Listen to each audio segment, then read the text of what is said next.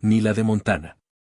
Enero de 1891, nadie notó lo que estaba ocurriendo dentro de esa caverna de piedra caliza a 3 millas al oeste del asentamiento. Desde fuera, parecía abandonada.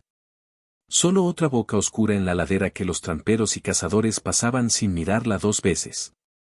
Pero dentro, mientras los vecinos se acurrucaban alrededor de fuegos agonizantes en sus cabañas, quemando cordeles de leña solo para evitar que el hielo cubriera las paredes, una mujer había creado algo diferente. Algo que reescribiría lo que la comunidad pensaba posible sobre la supervivencia en invierno. ¿Qué entendió ella sobre física térmica que los constructores experimentados pasaron por alto? Hoy vas a ver cómo una solución silenciosa construida sin fanfarria, sin permiso, sin demostrar nada a nadie se convirtió en el diseño más copiado en 3 condados. Y empezó con una decisión que la mayoría llamó insensata. Dale al botón de suscribirse ahora mismo porque cada semana traigo una técnica real que funcionó cuando la supervivencia dependía de ello. Deja un comentario diciéndome desde dónde estás viendo. Quiero saber quién forma parte de esta comunidad aprendiendo sabiduría olvidada. Volvamos al invierno que lo cambió todo. Su nombre era Marian Webb, 32 años, viuda desde hacía 8 meses cuando su esposo se ahogó cruzando el río Milk durante el deshielo primaveral. Tenía 2 hijos, una hija de 9 años y un hijo de apenas 6, y una cabaña con chimenea de piedra que dejaba escapar humo cuando soplaba viento del norte, que era la mayoría del tiempo. Marian trabajaba como costurera, aceptando arreglos y haciendo camisas para los leñadores que pasaban por el pueblo. El pago alcanzaba para harina y cerdo salado, pero no para las 12 cordeles de leña que su cabaña necesitaba cada invierno. El año anterior había quemado 9 cordeles y aún así despertaba con hielo en el interior de las ventanas. Sus hijos dormían en capas de lana, con el aliento empañando incluso bajo las mantas. Necesitaba una solución. No perfecta, solo una que funcionara. La caverna estaba en una cresta de caliza al oeste del pueblo, con la boca orientada al sureste, protegida de los vientos predominantes por un grupo de abetos Douglas. Marian la había notado años antes mientras recolectaba choquecherries. La abertura era estrecha, quizás 8 pies de ancho, pero la cámara interior se ensanchaba hasta casi 20 pies. El techo subía a 12 pies en el centro, descendiendo hacia la pared trasera, a 40 pies de profundidad. Lo más importante, estaba seca. El agua se filtraba por fisuras cerca de la entrada durante lluvias fuertes, pero el fondo permanecía libre de humedad. La piedra era densa, fría al tacto incluso en verano. Marian había leído lo suficiente para saber lo que significaba. Masa térmica. El asentamiento no carecía de opiniones sobre viviendas adecuadas. Las cabañas debían tener esquinas cuadradas, pisos de tablones y chimeneas que tiraran bien. Vivir en una cueva no solo era poco convencional. Se veía como un retroceso, algo que hacían personas desesperadas antes de poder permitirse paredes reales. A Marian no le importaba cómo se viera. Le importaba si sus hijos despertarían calientes. A finales de septiembre comenzó a transportar materiales a la caverna. Madera aserrada en bruto del montón de desechos del aserradero, arcilla del margen del río, piedras planas de los cimientos de una homestead derruida, musgo seco y brea de pino.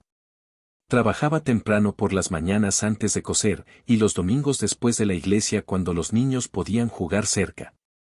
No estaba construyendo una casa.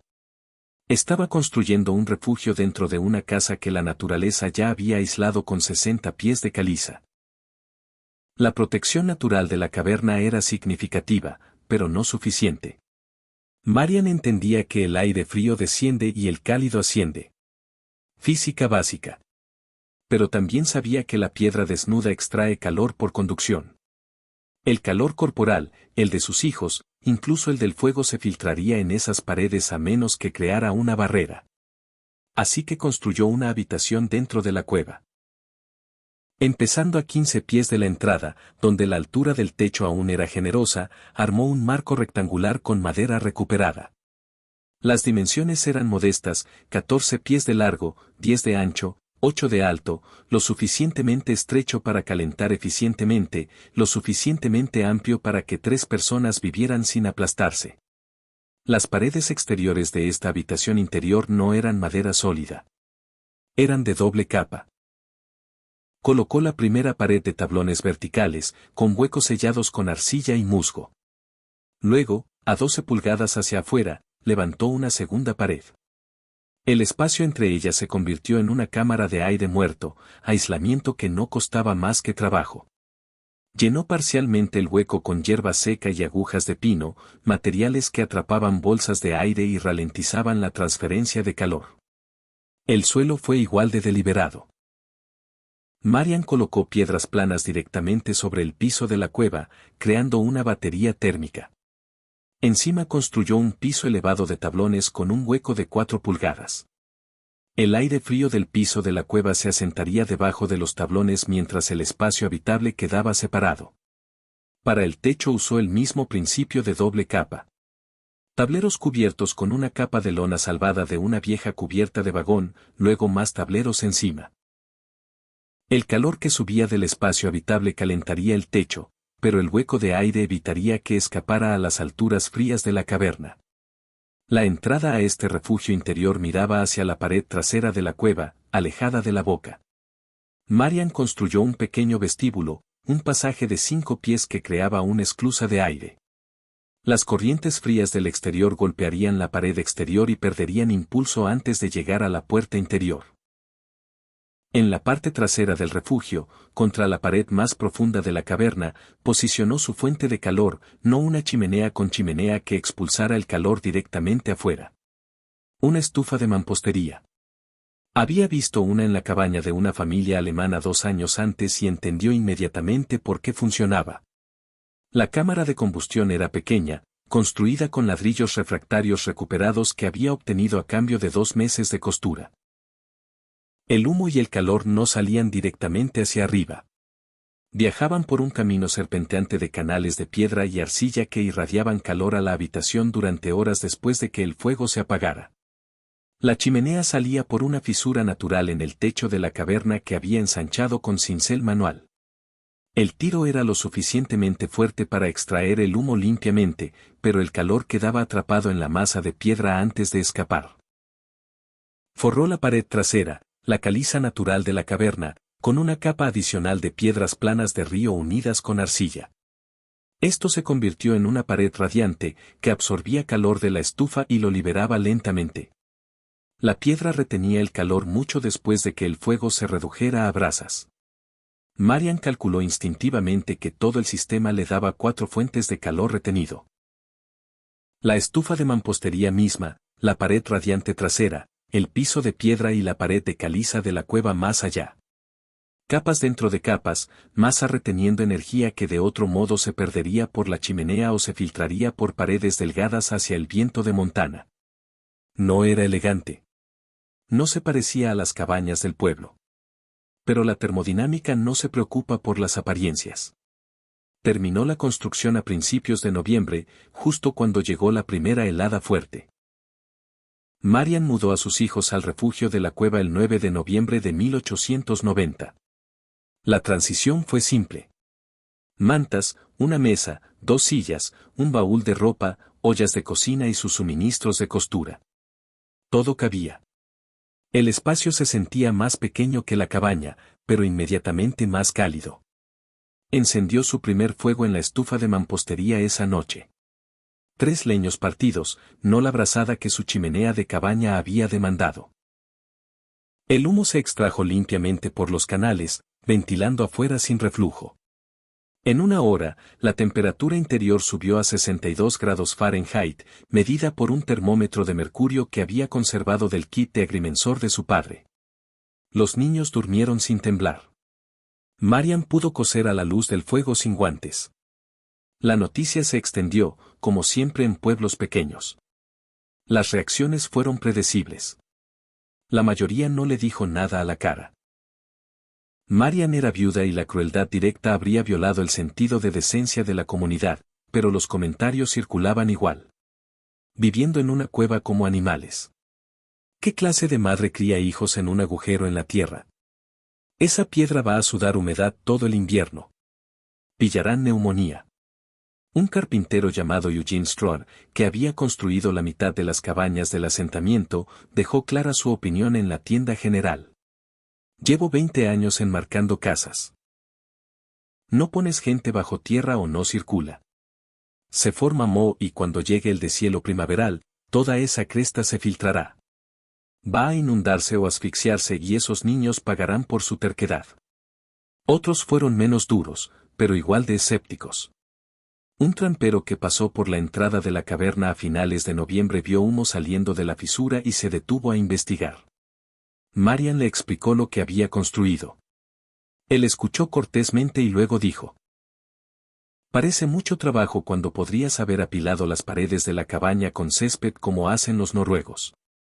Ella no discutió. No tenía sentido. La maestra del pueblo, una mujer llamada Constance Merrill, visitó a principios de diciembre bajo el pretexto de verificar el bienestar de los niños. Entró en el vestíbulo, sintió el calor y vio el interior limpio, seco y ordenado. Su expresión se suavizó un poco, pero sus palabras fueron cautelosas. «Está más cálido de lo que esperaba». «Pero Marian, entiendes que la gente está preocupada. Esto no es convencional». «Lo convencional no nos mantenía calientes», dijo Marian. Constance asintió lentamente. «Solo ten cuidado. Si algo sale mal, el pueblo recordará que elegiste esto».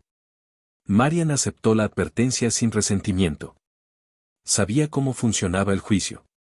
La gente necesitaba ver fracaso antes de aceptar éxito no convencional. Hasta entonces, era solo la viuda que había tomado una elección extraña. Siguió trabajando, cosiendo de día, manejando la estufa temprano por la mañana y al atardecer. La rutina era simple. Cargar 3 leños al amanecer, dejar que la masa retuviera calor todo el día, cargar 3 más al anochecer. La piedra irradiaba calor durante la noche. Se despertaba menos veces para atender el fuego que en la cabaña. Para mediados de diciembre había quemado menos de un cuarto de cordel de leña. En la cabaña habría usado 3 para entonces. Nadie preguntó por su consumo de leña. Asumían que estaba agotando sus reservas y se quedaría sin para febrero, demostrando que los críticos tenían razón. Marian no los corrigió. Solo mantuvo el fuego pequeño y la puerta cerrada. El frío llegó el 6 de enero. No fue un descenso gradual. La temperatura cayó 28 grados en 6 horas, impulsada por un frente ártico que bajó desde Canadá y se estancó sobre las llanuras del norte. A medianoche el mercurio marcó 18 bajo cero Fahrenheit. Al amanecer, 26 bajo, y se mantuvo así. Enero de 1891 se convirtió en el mes más frío que nadie en el asentamiento recordaba. Los residentes más viejos lo comparaban con el invierno de 1846, historias que sus padres les habían contado. El ganado se congeló en sus corrales, pozos sellados con hielo. El río se convirtió en una autopista sólida de blanco. Durante la primera semana, la gente se las arregló. Las cabañas estaban hechas para inviernos de Montana. Paredes gruesas, estufas pesadas, leña almacenada. Pero esto no era un frente frío normal. Era sostenido, brutal, implacable. El viento no paraba. Cada grieta en una pared se convertía en una fuga térmica. Cada chimenea en un conducto de pérdida de calor. El consumo de leña se duplicó. Familias que habían planeado 12 cordeles enfrentaban la posibilidad de quedarse sin. El precio de la leña se triplicó. Hombres que habían vendido su excedente en diciembre ahora racionaban sus propias reservas. Chimeneas que habían tirado bien durante años comenzaron a hacer reflujo. El frío extremo creó inversiones de temperatura, atrapando humo y empujándolo de vuelta a las cabañas. Familias despertaban asfixiadas. Algunos dormían fuera de sus casas cerca de fuegos externos, arriesgando congelación para escapar de la asfixia. La familia Gandersen, en una cabaña de troncos bien construida a 1 milla al sur del pueblo, quemó 8 leños antes del desayuno solo para mantener la temperatura por encima del punto de congelación. Sus hijos dormían acurrucados con piedras calientes envueltas en tela presionadas contra sus espaldas. La señora Gandersen le dijo a un vecino: estamos gastando un cordel cada 4 días. No llegaremos a marzo. Eugene Stroud, el carpintero que había criticado la cueva de Marian, tuvo su chimenea agrietada por estrés térmico. Un revestimiento de piedra se partió durante una noche particularmente fría y el humo inundó su sala principal. Tuvo que abandonar la chimenea por completo y depender de una pequeña estufa de hierro que apenas mantenía una habitación habitable. La gente dejó de visitarse. Salir de casa significaba perder calor. Cada puerta abierta era un impuesto a la supervivencia. Quédate conmigo porque estás a punto de ver el número que dejó atónito a todo el asentamiento. El 19 de enero, 13 días dentro de la helada profunda, el pastor laico del asentamiento, el reverendo William Fax, hizo sus rondas verificando familias vulnerables. Marian estaba en su lista, una viuda con 2 hijos viviendo en condiciones que la gente asumía marginales como mucho. Se acercó a la entrada de la caverna esperando encontrar desesperación. En cambio encontró algo completamente distinto. El reverendo Fax notó primero el humo, o más bien la falta de él. Cada cabaña del asentamiento tenía una chimenea expulsando columnas constantes de humo gris-blanco, quemando tan rápido como las familias podían partir. La fisura sobre la cueva de Marian emitía un hilo delgado e intermitente, apenas visible contra el cielo nublado. Se acercó más a la entrada esperando que el frío amargo se intensificara cerca de la piedra. En cambio el aire se sentía diferente, más calmado. El viento que barría la ladera parecía deslizarse junto a la boca de la cueva sin penetrar. Llamó. Marian apareció desde el vestíbulo, con un vestido de lana pero sin abrigo ni chal. Sus hijos estaban detrás jugando con animales de madera tallados. Ninguno de los niños estaba envuelto en capas. Reverendo, dijo ella asintiendo. Pase si quiere. Cierre la puerta exterior detrás de usted. Entró en el vestíbulo y sintió inmediatamente el cambio. La temperatura no solo era más cálida. Era estable. Sin corrientes, sin puntos fríos. Pasó por la puerta interior al refugio principal. El termómetro en la pared marcaba 82 grados Fahrenheit. Fax lo miró fijamente. Eso no puede ser correcto. Ha estado entre 78 y 84 durante la última semana, dijo Marian. Señaló la estufa de mampostería. Quemé 3 leños esta mañana. Eso mantendrá hasta la noche. El reverendo se acercó a la estufa y puso la mano cerca.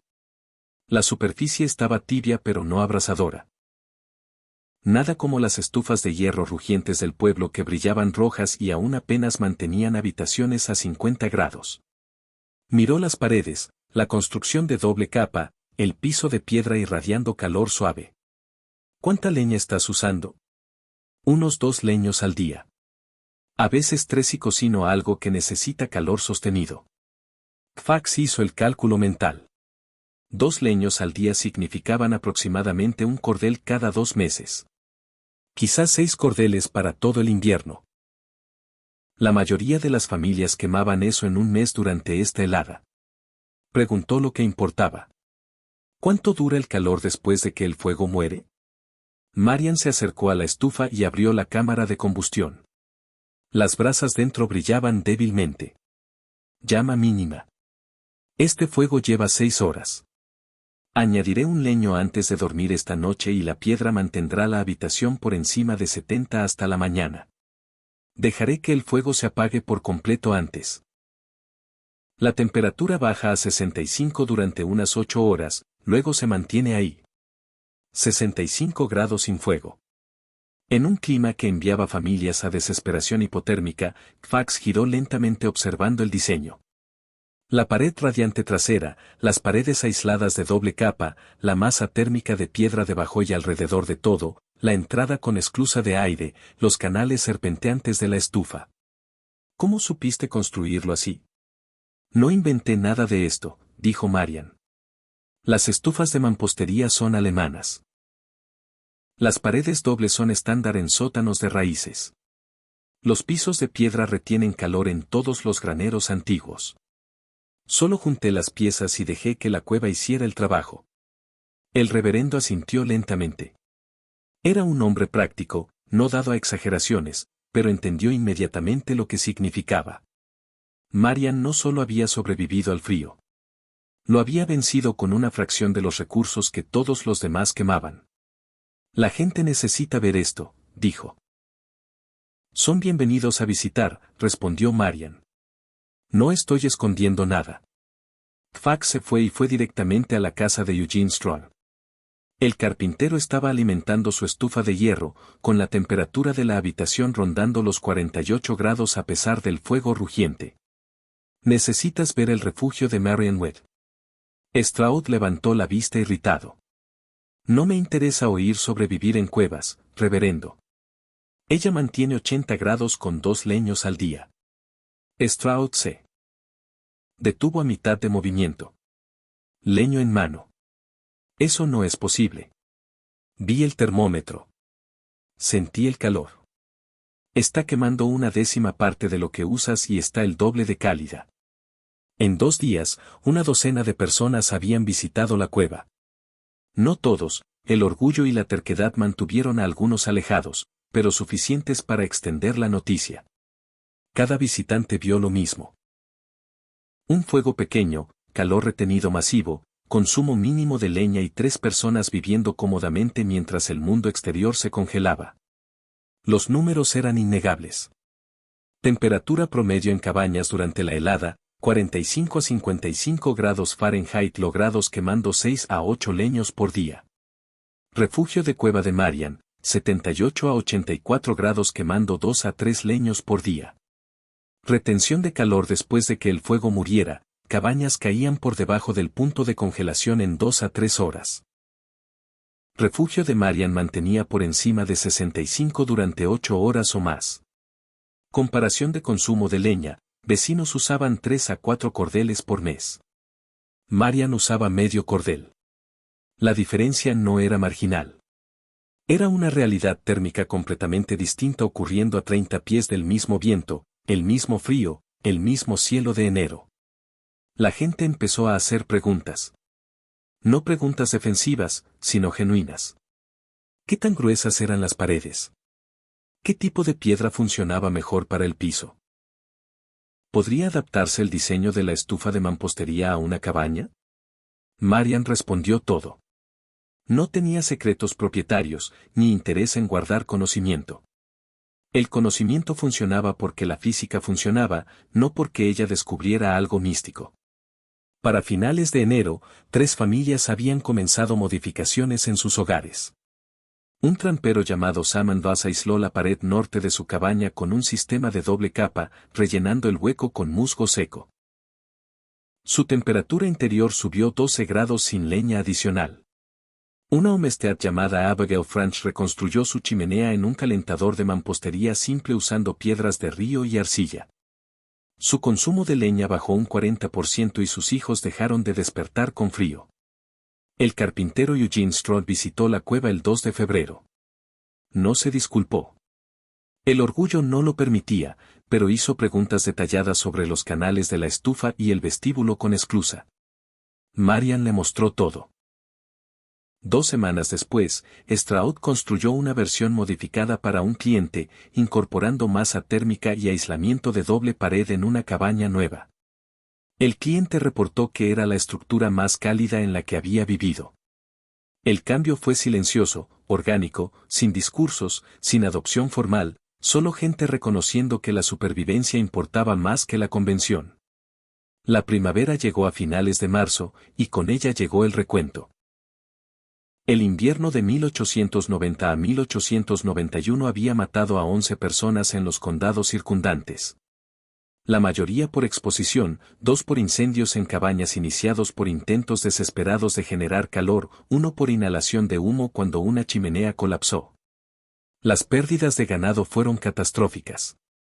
Varias familias abandonaron sus homesteads por completo, retrocediendo a pueblos más grandes donde recursos comunales pudieran sostenerlas. En el asentamiento cerca de la cueva de Marian nadie había muerto, pero el costo era visible. Familias habían quemado reservas de leña que esperaban duraran 2 inviernos. Algunos desmantelaron cobertizos y cercas para combustible. El daño económico tardaría años en recuperarse. Marian Witt había usado 4 cordeles y medio de leña en total.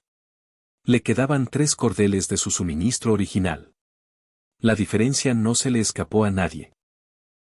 Para abril, el refugio de la cueva se había convertido en un punto de peregrinación. No de forma formal.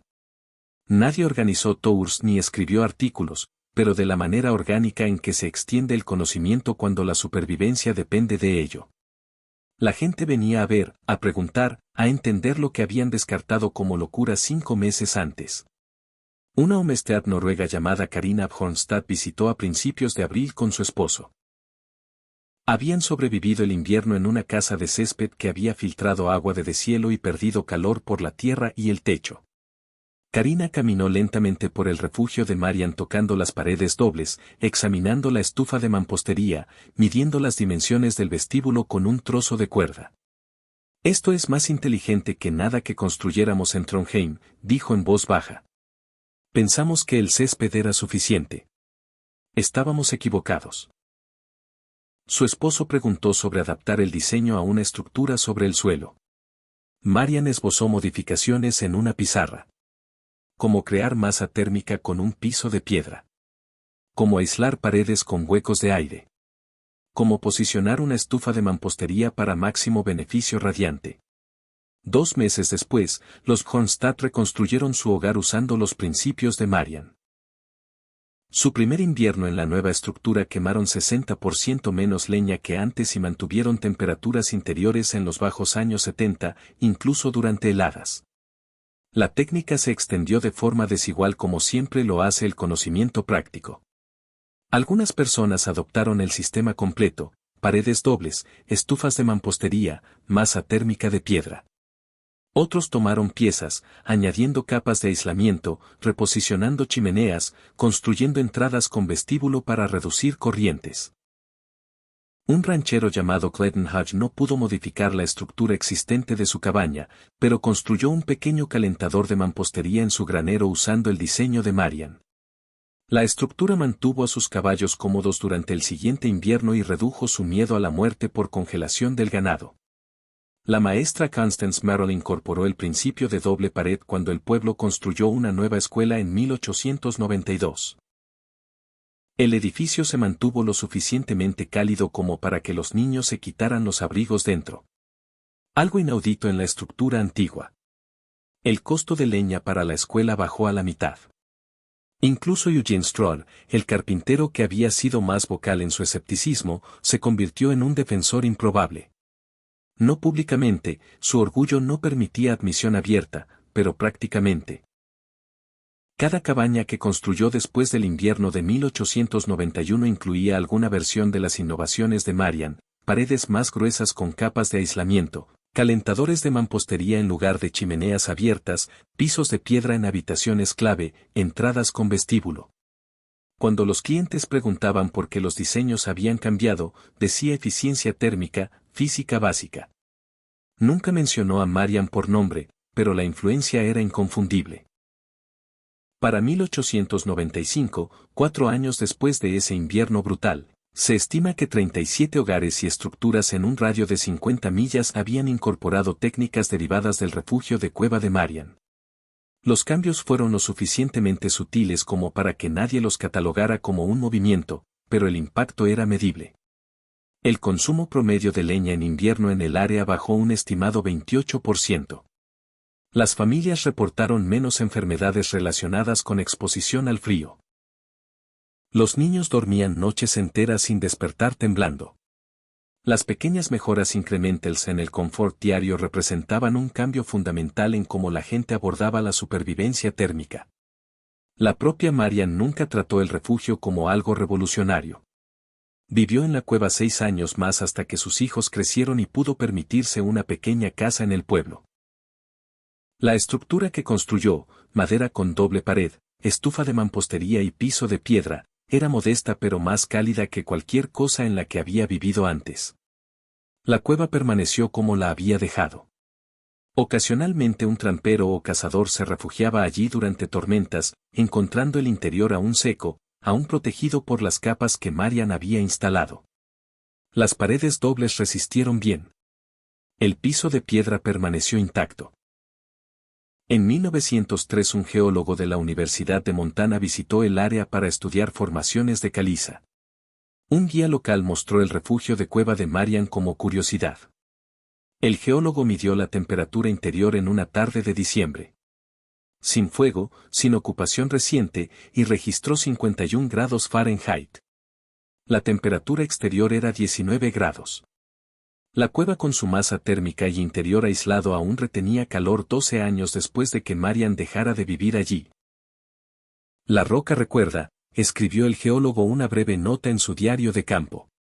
Uso ingenioso de propiedades térmicas naturales. La ocupante entendió la retención de calor mejor que la mayoría de los ingenieros. No registró el nombre de Marian, pero el conocimiento permaneció incrustado en las estructuras que la gente construyó, las modificaciones que hicieron, la comprensión silenciosa de que el calor no se trataba de quemar más leña. Se trataba de conservar el calor que generabas.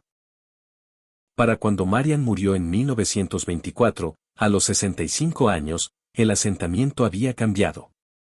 Los hogares eran más herméticos, mejor aislados, más eficientes térmicamente.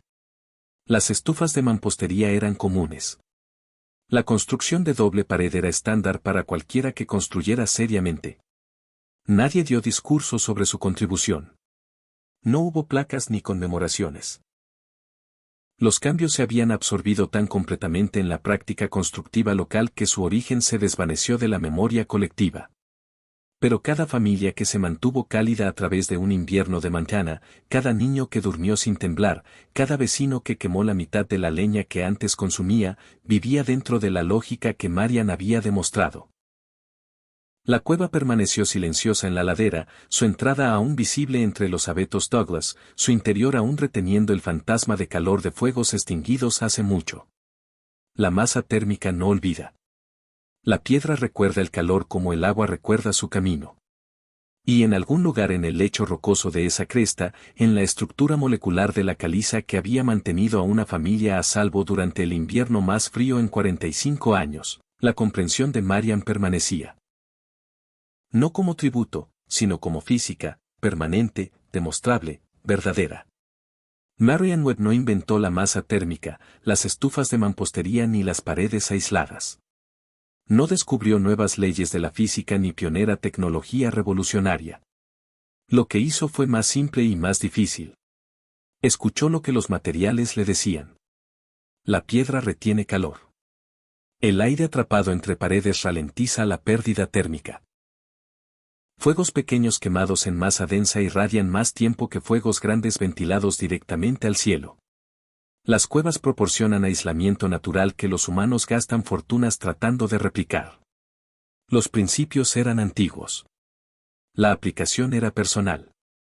Los resultados eran innegables. En un mundo que a menudo confunde complejidad con inteligencia y convención con sabiduría, el refugio de Marian se erige como un reproche silencioso.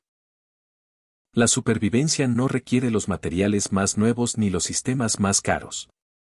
Requiere entender cómo se mueve la energía, cómo se comporta el calor, cómo barreras simples y masa pueden transformar un agujero congelado en la tierra en un lugar donde los niños duermen calientes. El invierno de 1891 puso a prueba a todos.